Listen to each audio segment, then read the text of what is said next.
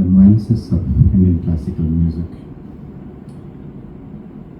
We need to understand that this path is not just for entertainment. The artist who has given a significant year of his life, at least to understand, practice, and master this art,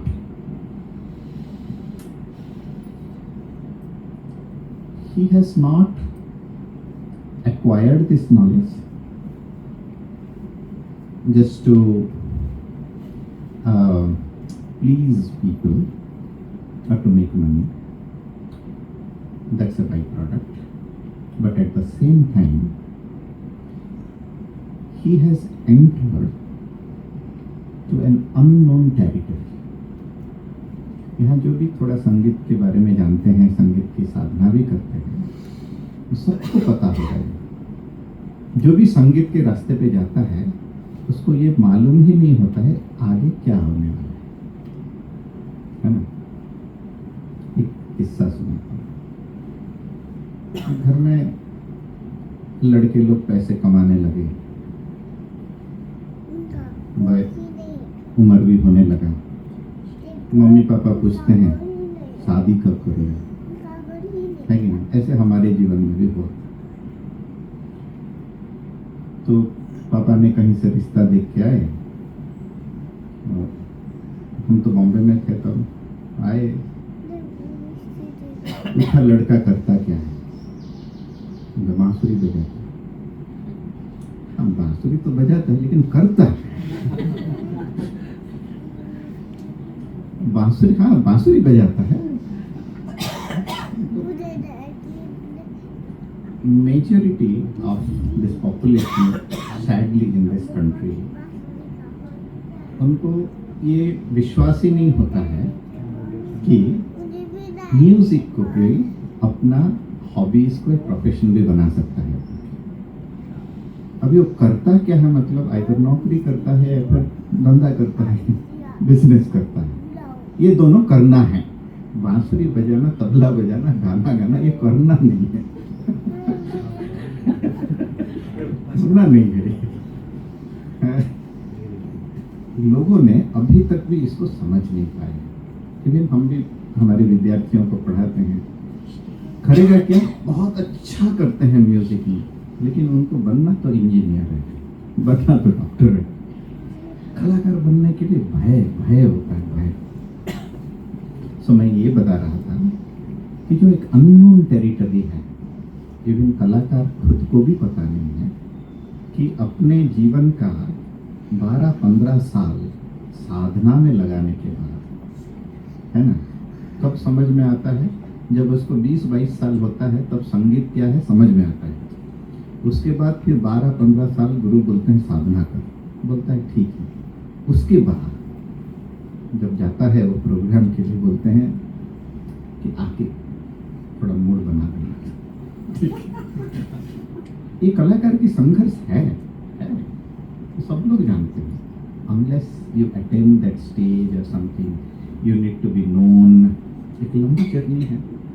सो 20-22 साल गया, उसके बाद फिर 12-14 साल रियाज किया, फिर अपना नाम कमाने के लिए और 5-10 साल के बाद, है ना, घर में फिर पैसे आने लगते हैं। मैं इस संदर्भ इसके लिए रख रहा हूँ कि आपको पता है कि ये अननोन टेरिटरी जो होता है, वो कलाकार फिर भी कूदता है, कूद देता है उसको, एक जंप इनटू। वाई? हमारे संस्कृति के जो भी विद्या, जिसको हम विद्या बोलते हैं, उस विद्या को प्राप्ति करने के लिए जो नेचर है वो ढूंढता है। आप इसको समझ लो, वो नेचर जो है वो ढूंढता है। किसी को जब पकड़ लेता है ना, जैसे हमारे राहुल पिंगले जैसे कि गणेश को जैसे पकड़ लेता है ना, वो छोड़ता नहीं है ना। जैसे बोलते हैं ना कि किसी के ऊपर भूत सवार हो गया, तो बेचारे को समझ में नहीं आता करूं क्या, बोल के जो वो डायरेक्ट करता है वही करता है।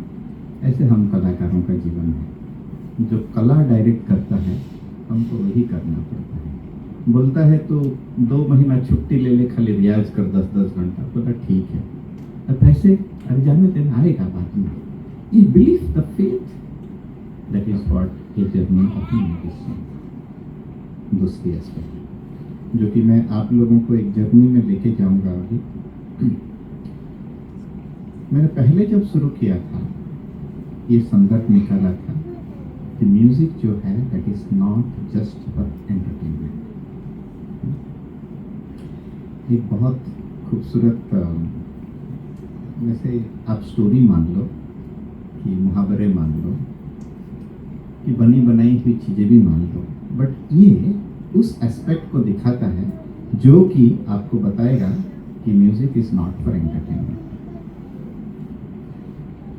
एक बहुत बड़े सितार वादक हुए, ठीक है, उनका नाम समझ लो कि पंडित वीर शंकर है, ठीक है। तो बहुत बड़े ये गया एक स्टोरी का, मूवी का एक सीन है।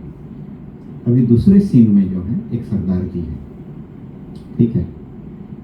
सरदार जी लोग भी बहुत अच्छे म्यूजिशियंस में हैं, वो भी सितार बजे, यंग थे, शादी नहीं हुआ था और बहुत नाम था उनके इसमें। तो एक कन्या जो है उनको संगीत की बहुत रुचि थी और उनको बस वो सरदार जी से शादी करनी थी। तो कैसे कैसे कैसे जुगाड़ लगाया, उनकी शादी हो गई। आगे की स्टोरी बहुत इंटरेस्टिंग है। जब सरदारनी घर में आए, थोड़े दिन के बाद जब उनको ज्ञात होने लगा घर में क्या क्या चल रहा है, तो देखते हैं कि अपनी जो शोहर हैं सुबह 4 बजे उठते हैं, ठीक है, और 4 घंटा रियाज करते हैं। कितना? 4 घंटा, सुबह 4 बजे से 8 बजे तक। बजाते क्या है? सितार लेते हैं,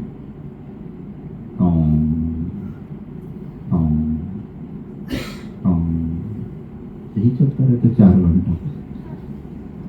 सरदारनी वेट करती रही, महीना गया, 2 महीना गया, 4 महीना गया, वही है। ये बेचारी की तो हालत खराब हो गई। बोली मैं इस घर पे शादी करके आई थी कि मुझे थोड़ा अच्छा संगीत सुनने के लिए मिले, मैं कर नहीं पाया, तो मुझे लगा कि यहाँ से कम संगीत की प्राप्ति हो मुझे। नहीं क्या सरदार सुबह उठ बोल नहीं पा रही है। तो एक अनाउंसमेंट पढ़ी, न्यूज़पेपर में आया कि पंडित वीर शंकर थोड़े दूर में शहर में पास के वो परफॉर्म करने वाले हैं। सरदार जी को बिना बताए चली गई कॉन्सर्ट देखने, टिकट खरीदी अपने लिए अकेले के भाई। जो कॉन्सर्ट था वो जो मल्हार चल रहा था, है ना, जब कोमल गंधार की नींद आ रही थी उसमें, और तबले के साथ जुगलबंदी के साथ जो वो क्या है बादल गरज रहे थे और उनकी ताने चल रही थी, ओह माय गॉड, उसके तो रोंगटे खड़े। तो one of the splendid concert she has ever experienced in her lifetime. घर आई, कुछ बात नहीं, कुछ नहीं, ऐसे ही फेंक के सो गई। उसके बाद क्या हुआ? दूसरे दिन फिर सुबह हुआ। सुबह होने के बाद क्या होता है? अब उसको रहा नहीं क्या, सीधा झाड़ू सीधा पूरा उस सरदार जी के ऊपर धनाधन लगाने लगा। तो वो बेचारे थोड़ा पहली बार उनको भी झाड़ू की अनुभव हो रही है। तो साज को बाजू में रखा, बोला हुआ क्या? कल मैं पंडित वीर शंकर जी को सुनने गया था। उसके लिए अच्छा। उसको बोलते हैं सितार बजाना।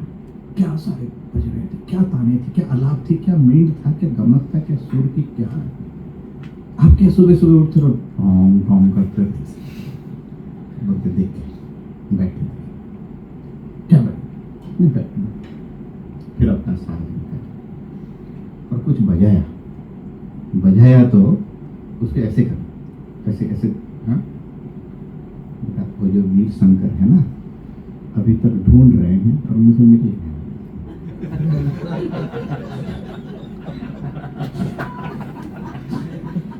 वो जो वीर शंकर हैं अभी तक ढूंढ रहे हैं और मुझे मिल गया।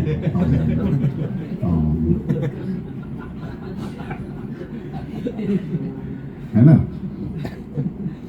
तो लगा तो जोक आपको, बट इसमें ही ये जो भारतीय परंपरा की जो विद्या की परंपरा है वो इधर ढूंढ रुकी हुई है।